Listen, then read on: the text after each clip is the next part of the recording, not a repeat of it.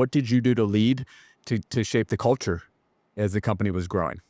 Uh, the big thing I think is, for me, I believe that as a leader, your role is to provide the inspiration and also to remove the obstacles. So I very much looked at the people that were coming on board, and when they had needs from me, if they were I had one employee who was in my office constantly, and I was like, look, I want to help you. At the same time, I need to be able to get my things done, so let's find a way to make this work. And it became kind of a joke because he created this Google Doc and he would put stuff in it, and it was, you know being needy was the name of the doc. And so then it became like he would just tag people, whoever he needed help from, and then they would get to it when they could, and hit him up over chat. um, so I see that as removing those obstacles to let your team be as efficient and effective as they can in their role. And then how can you keep looking forward and providing that inspiration for them? And, we obviously, as the entrepreneur, you're bearing a lot on your shoulders and you have your hard days. And for me, those hard days, I would wake up and feel that dread or whatever was hitting me. And then I would think, how cool is it that these people trusted their careers in me? I need to get my butt out of bed and go keep performing for them and keep them going. So um, that's where like I said, believe in that sort of servant leadership style. And did you each have different roles in growing the company on the leadership side? Like, did you looked at the five of you and said, okay, you're best suited for this, and somebody else is for that? Like, where did you fit into that picture as you guys grew this with three and then five of you guys? We all kind of played our different parts in how we managed the operations as things ebbed and flowed.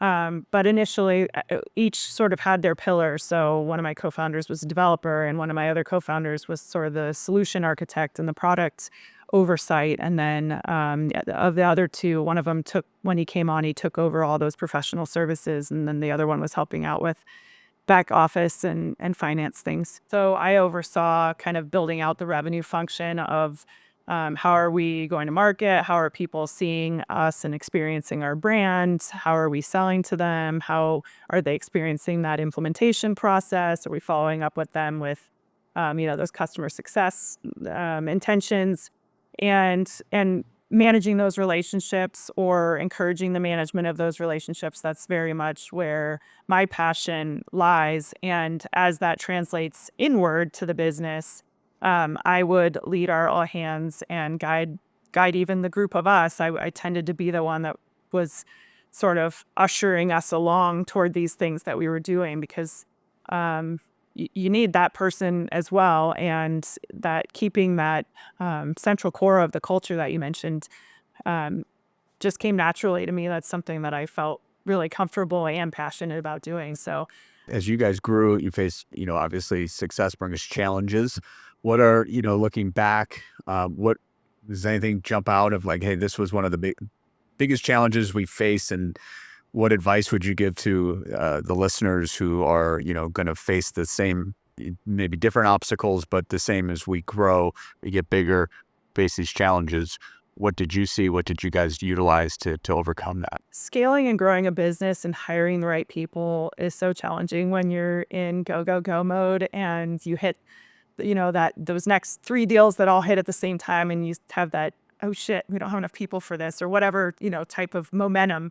And so it's that classic challenge of hiring the right people and knowing when to um, fail fast and move on when it's not the right fit.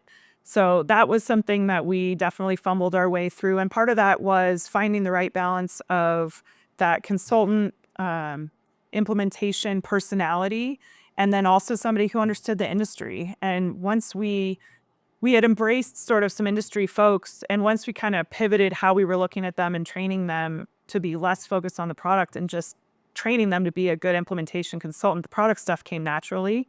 And they're such incredible resources for our customers, but they're just such great people too. And they're so excited when they are saying, I've been brewing beer, or I've been making wine or whatever for all these years, and I'm a little burnt out on that, but I want to stay close to the industry. And we've given them that opportunity to make that pivot. And then they're really excited because now they have a way to bring all their energy and expertise and apply it in a new way to the business. And when they're on the calls, you can just hear they start talking shop. And if you're not living it day to day, you might be like, what was those words? What were they just talking about? But that was a challenge. But as we figured it out, it became very rewarding aspect of the business. And so as you had these successful years, like in any business, it's always like, what did you do for me lately? Or what did you as the entrepreneur do? We had a great 17. It's like, how did you get yourself motivated and also your team motivated to make like that 2018 even better than 17? Because that's a lot what we face is that complacency. And it's like, oh, I got to do it all over again. What was some of the things that you learned along the way that was helpful in motivating the team? Definitely keeping them aligned with the vision or the opportunity even. I found that when people started getting complacent, it was because they couldn't see themselves, like the picture of themselves in wherever we were headed, or maybe it was whatever future they wanted for themselves. They didn't understand if that was possible. So staying in touch with those employees and those valued team members, whether that was, mine directly or somebody else and somebody else's team.